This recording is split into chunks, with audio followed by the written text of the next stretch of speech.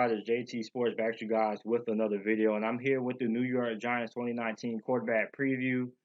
Going to be previewing the quarterbacks on the New York Giants roster and going to be giving my input or my take on the New York Giants quarterback battle, and not just the quarterback battle for the QB1 spot, but they also have some quarterback battles going on to see who's going to be the third string quarterback. So it's pretty interesting. So before I begin, make sure to like the video and subscribe. Upload NFL videos and NFL content daily. I also have a weekly NFL call-in show. It's a live stream, 6 p.m. Eastern time every Sunday afternoon.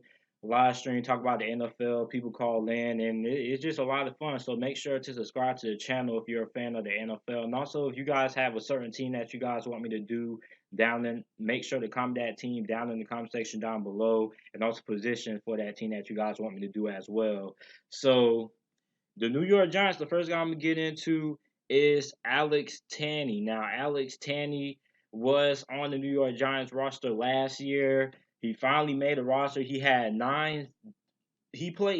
stints with 9 different NFL teams. This guy has literally been around the block. He was on the Kansas City Chiefs, the Dallas Cowboys, the Cleveland Browns, the Tampa Bay Buccaneers, the Tennessee Titans, the Buffalo Bills, the Indianapolis Colts, the Tampa Bay Buccaneers, and was finally signed by the New York Giants in 2018. So he's basically competing to see if he can stay on this New York Giants roster and be that third string quarterback, along with a couple of other guys as well. But we're not expecting this guy to become the starter.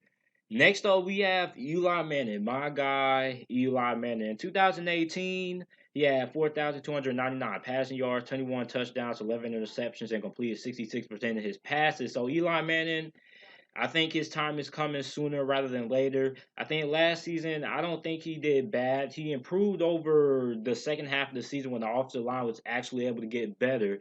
So I think I actually want Eli Manning to get a chance before Daniel Jones just completely gets a starting job. I want to see what Eli Manning is able to do in the regular season with an improved offensive line, because this offensive line is way, way better than what it has been the last couple of seasons. This is probably the best offensive line they have had in a while. So I want to see what Eli Manning is going to be able to do with some actual blockers. And also, you can't rely on Eli Manning to win the game anymore. I think they kind of had Eli Manning passing the ball a little bit too much. I think Eli Manning at this point in his career, you only want him throwing the ball 20 to 22 times a game. You don't really want him throwing the ball a lot.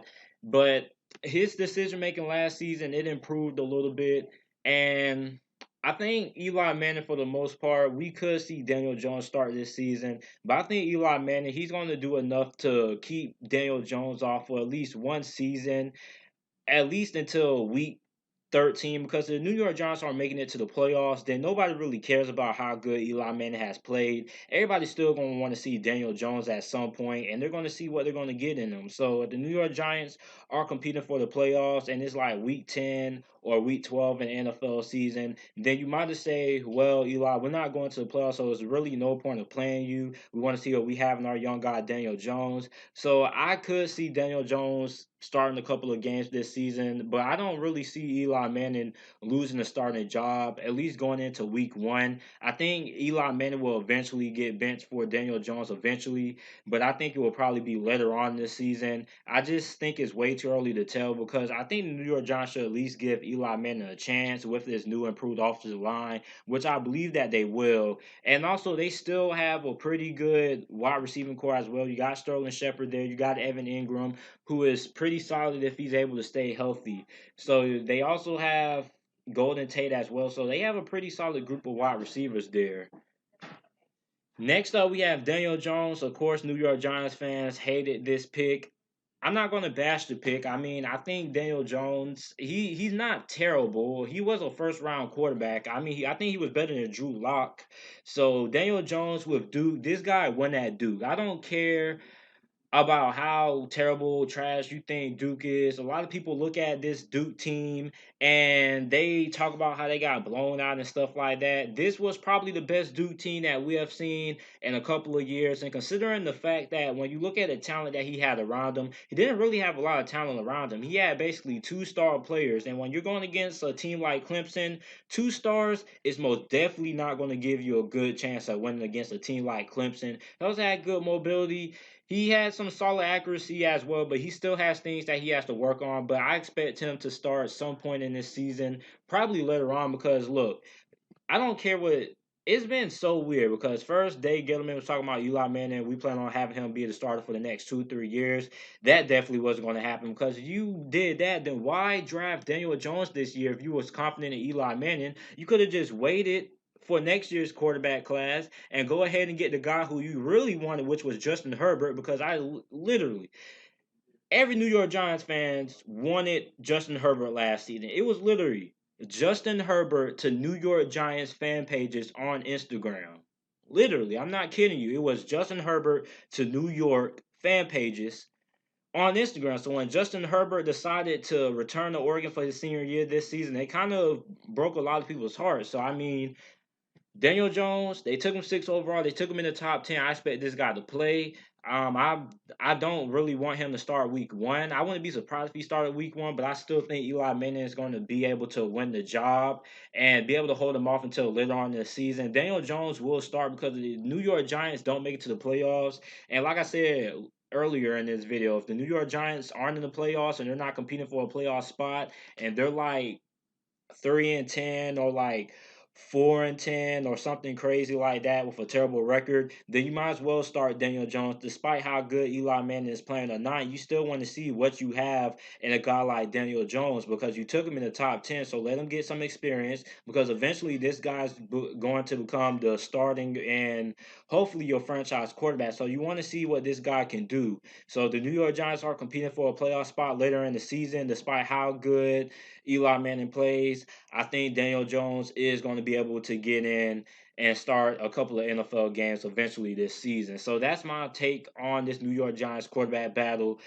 Don't completely start Daniel Jones. I want to see what Eli Manning is able to do with his offensive line. And also, I think it will benefit him because the New York Giants fans, they already hate the Daniel Jones pick. So you don't really want, you want to give this guy as much opportunity and chances to learn and get better and improve before you throw him out there because you throw Daniel Jones out there and he's boo boo, it's going to affect his confidence and also it's going to be pretty tough, man. So you want to give this guy a chance to succeed. I think the best chance to get this guy a chance to succeed is let him sit behind Eli for a couple of weeks. Then later on in the season, if you're not competing for a playoff spot and you're basically trying to get a high top five draft pick, then you go ahead and put in Daniel Jones, regardless of how good Eli Manning has been, and then you just go from there because you don't want to throw this guy into the fire early on and then you set him up for failure because he's not really ready yet. So give this guy a couple of weeks to develop before you just throw him out there week one. And because if this guy has a terrible showing, it's really going to dramatically affect his confidence. And New York Giants fans are already peed off that he got drafted. They really wanted Dwayne Haskins. So don't really want to affect this guy's confidence really early on in his career. And then confidence is a big thing. People overlook confidence, but confidence is a really big thing in the NFL. Confidence and not having a lot of confidence has been the demise of several NFL quarterbacks because once you lose your confidence, you're pretty much going to plummet. So really, I think they need to give Daniel Jones a couple of weeks to develop. If he starts week one, I would be really surprised, and I think it wouldn't be a smart move. At least let this guy get a couple of weeks of development there, and then throw him into the fire later on this season when you're trying to get a top five draft pick. Next up, we have Eric Dungy. Eric Dungy was the quarterback for Syracuse. He was pretty solid. And from what I was reading, he's potentially going to be changing positions. And pretty much he's trying to just find a way to get onto the roster despite what position it is. He's just trying to make the roster. So I wouldn't be surprised if we see him line up at a couple of other positions as well. But overall, he's going to be competing for that third quarterback spot.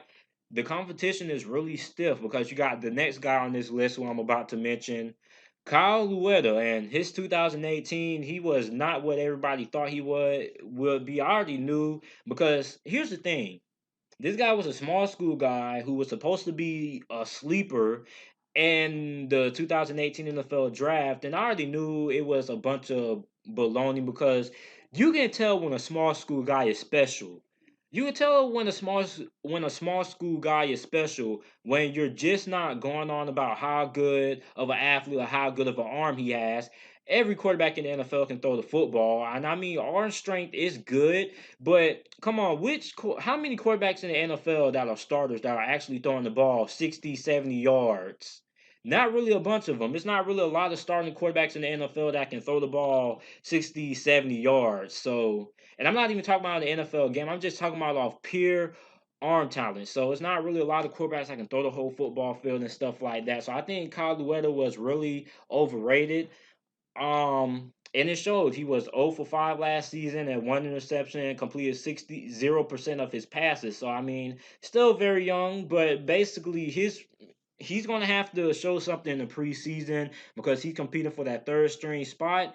And if he doesn't show the New York Giants something, I think he could end up being released. So this is it for my New York Giants quarterback preview. Let me know what you guys think about it down in the comment section down below. Make sure to like the video and subscribe to the channel for more NFL videos and NFL content. And also make sure to check out the live streams every Sunday afternoon at 6 p.m. Eastern Time, the live call-in show when we talk about the NFL and all kinds of stuff dealing with NFL. And thanks for watching.